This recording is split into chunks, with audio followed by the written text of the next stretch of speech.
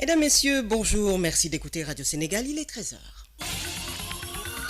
Au micro, Rougiatouba, la technique Ousmane Ba, voici les titres. L'Assemblée nationale a ratifié la liste des membres de la commission chargée de statuer sur la levée ou non de l'immunité parlementaire de Barthélémy Diaz. Cette levée de l'immunité ne peut être que partielle et ne peut concerner que les poursuites pénales selon Mamadou Aliou Diallo, enseignant à la faculté des sciences juridiques de l'UCAD. Il est l'invité de ce 13h.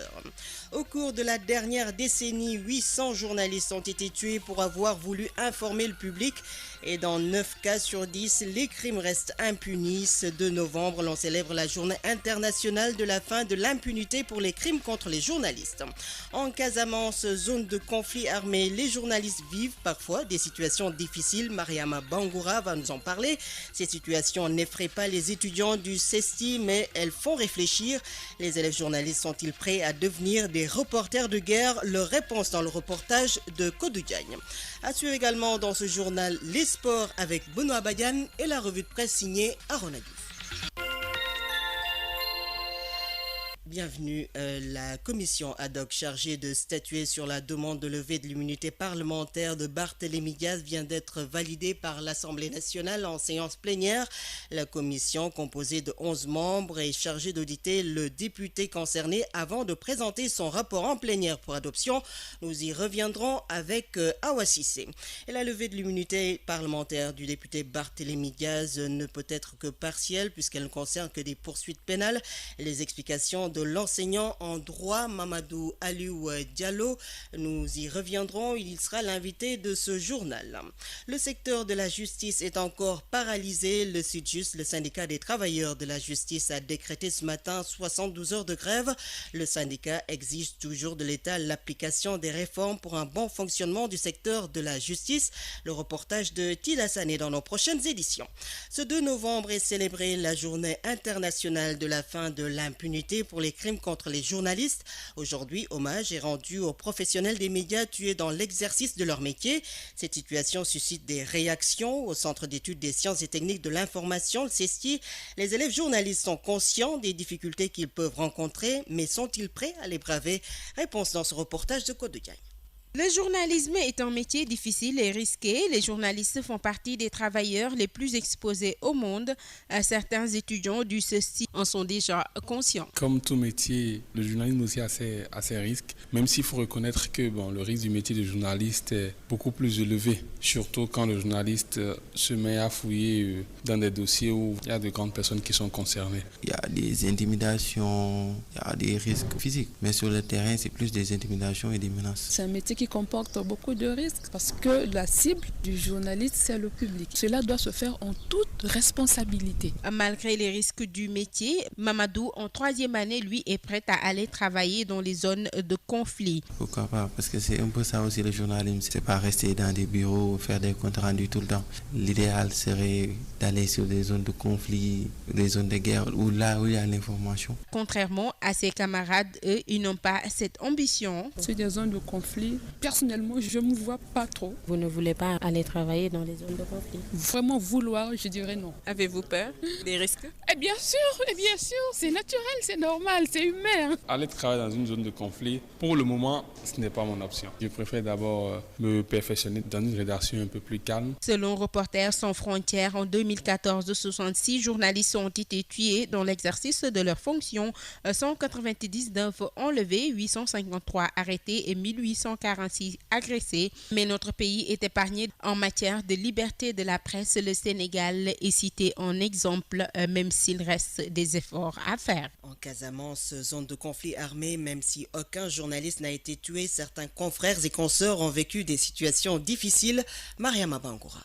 Au cours de la dernière décennie, plus de 800 journalistes ont été tués pour avoir voulu couvrir des événements et informer le public. Malgré les remous dans la zone sud, aucun journaliste n'a connu la mort au cours de l'exercice de sa fonction. Papo Mané, correspondant de Walfadjri à Ziguinchor. Ce devoir d'informer se heurte très souvent à des intérêts purement politiques. Le journaliste est confronté à des situations inextricables. C'est vrai qu'aucun journaliste n'a perdu la vie dans cette région. Cependant, nombreux nombreux sont ceux qui ont subi des menaces. Ignace Ney, journaliste et directeur régional de Sud FM, Ziguinchor. Un confrère de Sud qui a été une fois convoqué pour un soi-disant reportage, arrivé sur place, c'est des gens qui l'ont tendu un piège et puis qui l'ont kidnappé, un peu malmené. Ils ont eu à saisir son matériel de travail. Heureusement, il y a eu plus de peur que de mal. Mais sinon, c'est des menaces verbales qu'on a beaucoup plus l'habitude de voir ici dans la région. La protection de la source fait souvent l'objet de nombreux problèmes. Papomane. Moi-même, j'ai été une fois interpellé par la gendarmerie. C'est extrêmement difficile. Il faut du courage, de l'abnégation. Le sud du pays est souvent oublié en termes de bonnes conditions de travail des journalistes Papomane et Ignace Ney. Exécrable, très difficile, partout dans cette région-là. En réalité, on n'a pas les moyens d'exercer normalement ce travail-là. C'est vrai que Ziguinchor, c'est un peu plus compliqué parce qu'il faudra aller dans certaines zones insécures, difficiles. Dans un contexte de crise comme celle de la Casamance, les journalistes sont souvent ciblés, empêchés d'exercer leur métier ou même contraints à l'exil, même si aucun journaliste de la zone n'a été tué dans l'exercice de sa fonction. Certaines questions, telles que les conditions de travail, restent à revoir. RTS Ziguinchor, Mariama Bangoura. En 2016, 6 journalistes ont été tués en Afrique. La Fédération internationale des journalistes, la FIJ, appelle les États à combattre la culture de l'impunité. Hadifal Koulibaly. Journée internationale de la fin de l'impunité pour les crimes commis contre les journalistes. La date a été choisie en mémoire de l'assassinat de 2 journalistes français, Ghislaine Dupont et Claude Verlin, au Mali le 2 novembre 2013. 3 ans après, la situation reste entière. Le directeur de la Fédération internationale des journalistes pour la région Afrique, Gabriel Baglo. On note 6 journalistes qui ont été assassinés. Nous avons eu Guinée-Conakry cette année, en Libye également, où la situation est conflictuelle, le pays est en guerre. On a eu 2 journalistes qui ont été assassinés. En Somalie, il y a eu 2 journalistes assassinés. C'est un pays qui est en guerre depuis plus de 20 ans maintenant. Au Sud-Soudan aussi, le Soudan du Sud qui est en crise aussi. Un fait désolant qui est aggravé d'un pays à un autre. C'est clair que la Gambie reste un cas qui préoccupe tout le monde. C'est un pouvoir qui a mis en place une loi qui ne permet pas le travail facile des journalistes. Leïda Haïdara, le cas de ce journaliste a été évoqué auprès de la cour de la CEDEAO, comme Ibrahima Sané qui a disparu depuis 2006. Nous pouvons aussi dire qu'au Mali, on a un contexte de guerre, de conflit, tout au nord du pays, où nos 2 collègues, Ghislaine Dupont et Claude Verlon, a été assassiné. Mais en dehors de ces situations, il faut avouer aussi que les périodes électorales constituent des périodes où des partisans en campagne, les uns contre les autres, attaquent les journalistes. La Fédération internationale des journalistes appelle les gouvernants et les systèmes judiciaires à mener la lutte contre l'impunité. Cette campagne a été salutaire à partir du fait que l'Assemblée générale des Nations Unies, constituée des gouvernements et des pays du monde, prend l'initiative, ce qui donne déjà une facilité par rapport à cette campagne. Et en dehors des gouvernements, nous avons aussi le pouvoir judiciaire qui doivent aussi être sensibilisés en vue de donner une suite favorable à chaque fois qu'un journaliste a été attaqué. Au cours de la dernière décennie, 800 journalistes ont été tués à travers le monde pour avoir voulu couvrir des événements et informer le public. C'est en 2013 que l'Assemblée générale des Nations unies a proclamé le 2 novembre Journée internationale de la fin de l'impunité pour les crimes contre les journalistes. La date a été choisie en mémoire de l'assassinat au Nord Mali de 2 journalistes français, Ghislaine Dupont et Claude Verlon. 3 ans après leur mort, l'enquête piétine. Les proches des victimes dénoncent un silence d'État et réclament une nouvelle audition des responsables de la MINUSMA. Aïssatou Sall. Il y a tout juste 3 ans, le 2 novembre 2013, les journalistes de RFI, Ghislaine Dupont et Claude Verlon, étaient assassinés à Kidal, dans le nord du Mali, alors qu'ils couvraient la tenue des élections législatives. Depuis, l'enquête ne progresse que très lentement. Le double assassinat a rapidement été revendiqué par Al-Qaïda au Maghreb islamique, mais aucun responsable n'a pu être capturé et les circonstances de leur enlèvement puis de leur assassinat demeurent très floues. Dans un communiqué publié hier, l'Association des amis de Ghislaine Dupont et Claude Verlon dénonce un silence d'État. Ils ne croient plus aux promesses des autorités qui ont toujours assuré qu'elles mettaient tout en œuvre pour punir les assassins des 2 journalistes de RFI et connaître la vérité sur leur motivation. Pour l'association, si l'enquête judiciaire n'avance pas, c'est parce que l'Élysée et la défense en savent beaucoup plus qu'ils n'en disent. Les proches de Ghislaine Dupont et Claude Verlon réclament par ailleurs l'audition de plusieurs témoins jugés majeurs. Certains sont en France, identifiés depuis longtemps, d'autres sont au Mali. Certains de ces témoins sont même officiellement sous les verrous. L'association des amis de Ghislaine Dupont et Claude Verlon voudrait aussi que des responsables de la MONUSMA soient à nouveau entendus car ils l'ont été, estime-t-il, à un stade trop précoce de l'enquête. La MONUSMA était chargée de sécuriser Kidal. À l'écoute de Radio Sénégal, il est 13h10 à Fatick. 80 apprentis issus de 4 corps de métiers bénéficient d'une formation. Celle-ci est initiée par la direction de l'apprentissage du ministère de la formation professionnelle. Elle aide ces apprentis à décrocher leur CAP, le certificat d'aptitude professionnelle.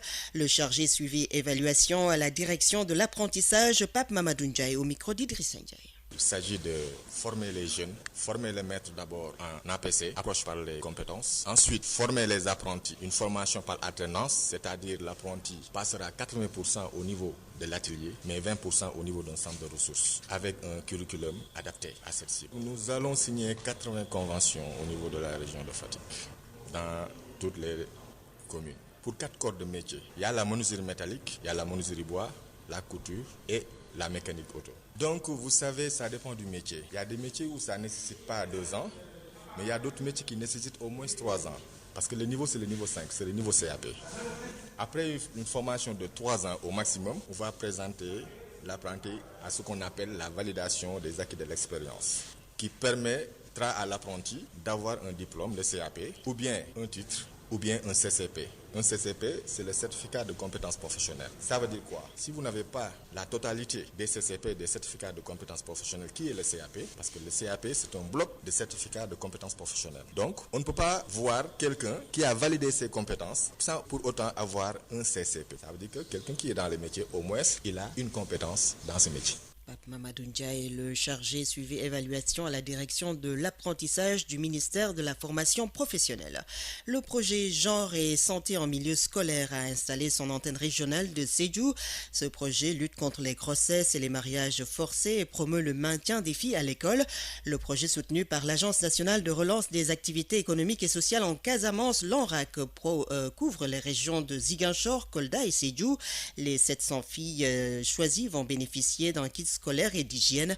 Malamine Camara. Le projet Genre et santé en milieu scolaire, objectif réduire le fort taux de grossesse et de mariage précoce enregistré en milieu scolaire, consolider le maintien des filles à l'école. Le projet, d'un coût de 10 millions, prendra en charge quelques 700 filles et chacune sera dotée d'un kit scolaire et hygiénique. Pour Sédhiou, elles sont 200 bénéficiaires, élèves du CEM Fodé Kaba Doumbouya et du CEM 3. À la cérémonie de lancement de la cellule régionale du projet, Madame le directeur général, Angélique Manga, d'insister sur la mobilisation des filles et celle de la communauté éducative pour que les objectifs du projet soient atteints. Plaidoyer que j'ai lancé à l'endroit des enseignants, à l'endroit des acteurs culturels qui organisent des Miss Jongama, des Miss Beauté dans les établissements scolaires. Ce n'est ni le lieu ni l'endroit approprié pour ce type de concours. Je leur ai demandé de dire non à ce genre de concours, mais de réclamer aux enseignants des concours de Miss Sciences, Miss Mathématiques, Miss Littérature, Miss Géographie, Miss Philosophie, Miss EPS et tant d'autres. Sukene Kendia, présidente du club de jeunes filles du CM Fodé Kaba Doumbouya, après la prestation de serment, s'engage à mener le combat. Nous faisons le serment d'être des filles leaders et d'être des modèles pour nos camarades. Je peux, je veux et j'y crois. Dans mon établissement, en tant que présidente des clubs genre et santé, je promets que cette année, nous allons nous battre pour combattre ce fléau, qu'il ne puisse plus avoir de grossesse précoce dans nos établissements. Le phénomène de grossesse précoce à l'école, certes, recule. L'éradiquer dans la Casamance naturelle, c'est l'objectif du projet Genre et santé en milieu scolaire de l'ANRAC. De Sédhiou Bantankouroto, Malamine Camara pour Radio Sénégal.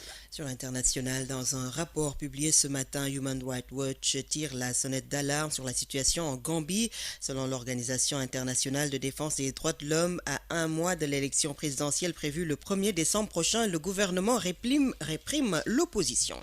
Au Niger, des violences ont fait 18 morts selon le ministre de l'Intérieur, 20 selon d'autres sources et plusieurs dizaines de blessés.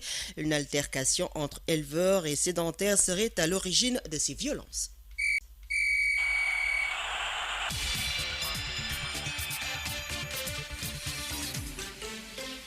13h15, l'actualité sportive, c'est avec Benoît Bayan, bonjour. Bonjour Guétouba. Génération Foot prépare activement sa première sortie en Ligue 1. L'académie va évoluer au sein de l'élite 16 ans après sa création. Les dispositions prises pour la nouvelle saison seront d'ailleurs dévoilées demain jeudi au cours d'une conférence de presse à Déni Biram Ndao où on annonce même une forte mobilisation sur place. Dirigeants, encadrement technique, joueurs, supporters pour permettre à l'équipe de s'illustrer davantage par son professionnalisme. Déjà en 2014, Génération Foot avait représenté du moins le Sénégal à la Coupe CAF alors qu'elle évoluait en National 1. Pour la première journée saison 2016-2017, le club du président Madi Touré hérite d'un gros morceau du championnat national. Le Casa Sport, match prévu dimanche 5 novembre à partir de 16h30 à Déni Biram Ndao. Rappelons que la première journée de la saison démarre vendredi avec le match avancé Niary Tally AS Douane prévu à partir de 17h au stade Demba Diop. Football toujours, le tournoi de l'UEMOA aura bel et bien lieu cette année. Oui, après un report pour cause d'Ebola l'année dernière, Lomé, la capitale togolaise, va abriter l'édition 2016 du 26 novembre au 3 décembre avec la participation des pays membres de la zone UEMOA. Le Sénégal partage le groupe B en compagnie de la Guinée-Bissau, du Burkina Faso et du Bénin. Dans le groupe A, le pays organisateur, le Togo, la Côte d'Ivoire, le Mali et le Niger. Cette compétition, rappelons-le, est réservée aux joueurs évoluant dans les championnats locaux. Fin ce soir de la 4e journée de la Ligue européenne des champions. Et dès ce soir, certaines équipes peuvent valider leur billet pour les 8e de finale en cas de victoire, bien sûr. Le point avec Cheikh Ndiaye. Leicester City, la seule équipe à avoir fait le plein de points en 3 matchs, est sûrement l'une des rares à pouvoir prendre le cap des 8e avant même les 2 dernières journées. Leicester, 9 points, se rend à Copenhague, 2e du groupe G avec 4 points, devant le FC Porto, 4 points. Les Portugais reçoivent le club Bruges qui a perdu tous ses 3 matchs. Le Real Madrid, détenteur du trophée, lutte à distance avec Dortmund pour la tête du groupe F. Les 2 équipes totalisent 7 points et seraient tout de même qualifiées dès ce soir en cas de victoire. Les Madrilènes, sans Marcelo et James Rodriguez, rendent visite aux Polonais de Legia Varsovie, 0 points. Et Dortmund accueille Sporting Club du Portugal, 3 points. Le scénario du groupe F semble identique à celui du groupe H. La Juventus de Turin et Séville sont à égalité, 7 points, et peuvent aussi passer dès ce soir s'ils s'imposent. La Juve affronte l'Olympique Lyonnais, 3 points, et Séville reçoit Dinamo Zagreb, 0 points.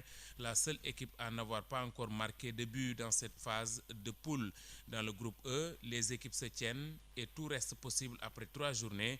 Monaco, 5 points, accueille le CSK Moscou, 2 points. Tottenham, 4 points, fait face au Bayer Leverkusen, 3 points. Cher Ndiaye, merci. Rappelons que le coup d'envoi des rencontres est prévu à partir de 19h45. Le Sénégal compte faire bonne figure à la prochaine Coupe du monde de sabre masculin, compétition prévue à Dakar du 4 au 6 novembre. Les 12 tireurs sénégalais convoqués sont en regroupement fermé au centre d'accueil du stade Léopold Sédar Senghor de Dakar. Suivant les explications de l'entraîneur national John Kamaté que nous avons joint au téléphone. L'équipe se prépare sereinement, en continuité. Notre objectif pour cette compétition n'est pas de remporter forcément la médaille, parce que grand écart du niveau entre l'escrime en Afrique et en Europe, déjà, cette compétition est une très grande compétition de très haut niveau. Donc les objectifs pour nous sont différents. On vise plutôt une bonne participation qu'une médaille, ça pourrait être réaliste. Et vous avez combien d'escrimeurs avec vous pour cette compétition? 12 escrimeurs ont été convoqués pour cette compétition. En tout cas, une vingtaine de pays sont attendus. Il y aura forcément les 16 meilleures nations du monde déjà, sans compter les pays africains qui vont s'y ajouter. Et au-delà de la participation de ces tireurs sénégalais, qu'est-ce que le Sénégal pourrait gagner dans cette compétition avec les meilleurs du monde? Déjà, en termes de visibilité, c'est une bonne image du Sénégal à travers le monde, car aujourd'hui, la Fédération internationale accorde un peu plus d'importance au Sénégal, vu la réussite de l'organisation de la compétition de 2014. Donc, elle nous a encore redonné confiance. C'est déjà bien pour l'image du Sénégal. Et c'est bien pour la massification, parce qu'avec ce genre de compétition, nous invitons beaucoup de jeunes à venir découvrir cette discipline. Voilà, c'était John Kamaté, c'est l'entraîneur de l'équipe nationale de sabre masculin qui prépare la Coupe du Monde de la catégorie prévue du 4 au 6 novembre ici à Dakar. Concernant l'escrime, c'est tout pour les sports. Rougier Touba. Merci Benoît Badiane. La commission ad hoc chargée de statuer sur la demande de levée de l'immunité parlementaire du député Barthélémy Diaz vient d'être validée par l'Assemblée nationale en plénière. La commission, composée de 11 membres, est chargée d'auditer le député concerné avant de présenter son rapport en plénière pour adoption à Ouassissé. L'Assemblée nationale vient d'adopter et à la majorité la composition de la commission ad hoc chargée de statuer sur la demande de la levée de l'immunité parlementaire du député Barthélémy Diaz. Une commission composée de 11 membres avec une clé de répartition bien définie. 8 membres sont issus de la majorité, 2 du groupe parlementaire des libéraux et démocrates et un non inscrit. Une étape qui vient ainsi renforcer le processus déjà enclenché pour la levée de l'immunité parlementaire du député Barthélémy Diaz. Un processus qui ne gêne pas le principal concerné qui se dit serein et très lucide. Toutefois, il exhorte les autorités judiciaires à une justice équitable. Barthélémy Diaz. Je pense que quand c'est le ministère public qui demande aujourd'hui la levée de mon immunité parlementaire, je m'en réjouis. Mais j'espère aussi que le ministère public sera aussi donné à l'Assemblée nationale les garanties nécessaires d'un procès juste et équitable. Je rappelle qu'il y a une question qui est posée au ministère de la Justice et jusqu'à présent, il n'y a aucune réponse. Où sont les commanditaires? J'ai déjà dit que je n'accepte pas de participer à un vaste complot qui ne dit pas son nom. Après la mise en place de cette commission ad hoc, le processus va suivre son cours. Ainsi, le concerné sera entendu devant cette instance avant de présenter son rapport à la plénière. Après quoi, un vote en séance plénière et à main levée décidera de la levée ou non de l'immunité du parlementaire concerné. À la demande du procureur général, l'Assemblée nationale statue donc sur la levée de l'immunité du député Barthélémy Diaz. Il est poursuivi dans le cadre du meurtre de Ndiaga Diouf lors de l'attaque de la mairie de Mermoz Sacré-Cœur. Et selon Mamadou Aliou Diallo, enseignant en droit à l'UCAD, la levée ne peut être que partielle et ne concerne que les poursuites pénales. Il est l'invité de Gorbel Jacob. Aliou Diallo, bonjour.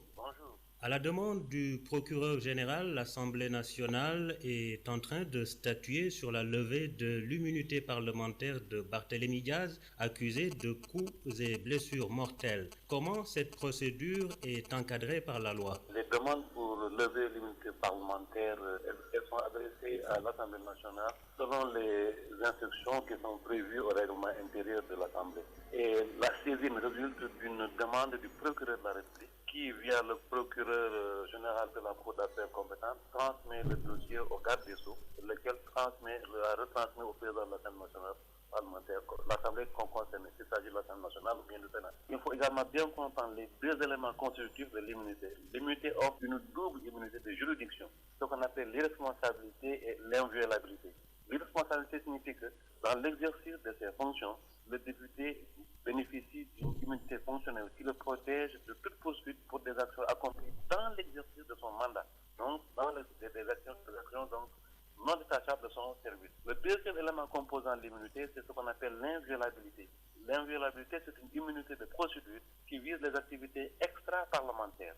Donc, par conséquent, un parlementaire peut être poursuivi, mais toute mesure coercitive à son encontre va nécessiter au préalable la levée de son immunité parlementaire. Donc l'immunité ne concerne que les infractions pénales. Alors, dans ce cas, est-ce que le parquet était tenu de demander la levée de l'immunité puisque les faits se sont déroulés alors que Barthélémy Diaz n'était pas élu à l'Assemblée nationale? Les faits qui lui sont reprochés relèvent d'une époque où il n'était pas encore député. Il se trouve que donc la procédure elle a été donc déjà enclenchée depuis lors et Barthélémy Diaz bénéficiait d'une liberté provisoire, ce qui justifie que l'on ait pu le convoquer encore une deuxième fois sans au préalable lever son immunité parlementaire. Donc maintenant que la procédure est enclenchée, c'est-à-dire la procédure pénale est enclenchée, donc il n'est pas possible aujourd'hui de poursuivre parce qu'il est encore député dans l'exercice de ses fonctions, il n'est pas possible de le poursuivre devant le juge sans pour autant lever au préalable son immunité parlementaire. Est-ce que l'immunité, une fois levée, est limitée dans le temps? Quand on sait que celle des députés Oumar Sarr, Abdoulaye Baldé et Ousmane Ngom a été levée depuis près de 2 ans dans le cadre de la traque des biens supposés mal acquis. Il faut savoir que l'immunité est liée à la durée du mandat. Tant qu'il y a une procédure judiciaire qui est en cours, la levée de l'immunité peut encore courir. On ne peut pas la fixer dans un délai. Parce qu'il faut voir la raison qui amène justement que l'on lève l'immunité d'un parlementaire. Ce que je dis, c'est justement à l'occasion de poursuites pénales. Et tant que la procédure est encore en cours, il est possible de la maintenir. Autrement dit, on ne peut pas la limiter dans le temps. Comment le député peut-il retrouver son immunité? Retrouver son immunité, cela procéderait justement de la procédure judiciaire en cours. Si à l'issue de la procédure, le député est considéré comme étant blanchi, autrement dit que les faits qui lui sont reprochés ne sont pas avérés, dans ce cas de figure, il retrouve son immunité parlementaire, donc il a la possibilité encore de resiéger au Parlement. Monsieur Aliou Diallo, merci. À présent, la revue de presse est avec Aaron Adiouf. La presse revient ce matin sur l'installation de Ousmane Tanor Dieng à la tête du Haut Conseil des collectivités territoriales et le secrétaire général du Parti socialiste lors de son installation qui déclare dans des propos recueillis par Le Quotidien, je cite, « Servir la République a toujours été pour moi une vocation avant de partager son ambition, cette fois-ci dans les colonnes du Soleil, donner, dit-il, plus de résonance à la voix des territoires. » Macky Sall à l'installation également des hauts conseillers, le HCCT, où se creuser selon le chef de l'État d'une démocratie participative. Mais des confrères comme l'Observateur et Rewmi Quotidien qui analysent aujourd'hui ce que le journal du groupe Futur Média appelle l'union sacrée entre Macky Sall et Ousmane Tanor Dieng. Et c'est pour dire qu'entre le chef de file des apéristes et le patron des Verts de Colobane, les barrières idéologiques ont disparu. Le socialiste et le libéral donc qui ont, selon Chimère Junior Lopi, une convergence de vues sur la conduite des affaires publiques. Dans sa chronique du jour, Rewmi Quotidien de relever alors cette image de Macky Sall, le libéral, et d'Ousmane Tanor Dieng, le socialiste, marchant côte à côte, et les discours retenus l'un après l'autre qui rendent bien compte d'un bouleversement selon mon confrère du cours de l'histoire. Macky Sall et Ousmane Tanor Dieng, justement à la une de Enquête de Quotidien, côte à côte, avec ce titre de mon confrère qui parle de gage de Tanor, le président du Haut Conseil des collectivités territoriales qui estime, je cite, votre confiance m'oblige, je la porterai comme une exigence tout au long de mon mandat. Un discours que Tanor a servi, qui est bien l'expression de l'avis du chroniqueur de Rewmi Quotidien d'une intégration de la tannerie dans le régime APR et d'un éloignement de la maison du parti pour une présence permanente, ironise mon confrère, dans la maison de Macky. Mais à ceux-là qui ne sont pas contents de ce strapontin reçu par Tanor, ceux-là que le quotidien qualifie d'ingrats, oublient selon Sucre Salé du journal un peu vite que tout ce temps